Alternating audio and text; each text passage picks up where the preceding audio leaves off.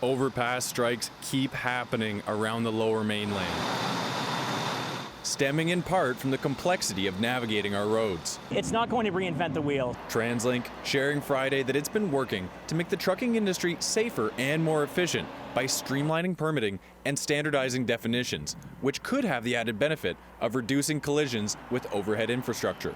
This is not going to directly reduce the number of overpass strikes overnight. The thinking is that it's going to help the permitting process to hopefully, ideally, reduce the number of overpass strikes, but there's still a lot of work to be done. Amid growing trade uncertainty with the U.S., there's been a nationwide push to make doing business in Canada with Canadians less problematic. We talk about interprovincial trade barriers.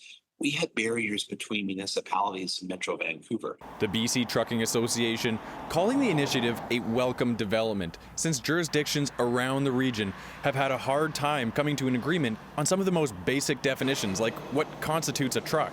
The reason that's important is when you're talking about size and dimension of vehicles, not having a consistent definition created friction points and created inconsistencies across different municipalities. TransLink, which has a large role in maintaining trucking routes in the region, says those inconsistencies led to confusion when it came to trip planning, especially for oversized loads, which are now being standardized. Take an example like Lougheed Highway. A truck is traveling through Maple Ridge, Pitt Meadows, Port Coquitlam, Burnaby, and into the city of Vancouver. That's a lot of jurisdictional permits. Removing these bureaucratic headaches should also help address the scourge of overpass strikes that we've seen in recent years. We're past a dozen so far this year, as simplifying those routes is going to make planning and driving easier for truckers. The plan is still in the process of being fully adopted by local municipalities.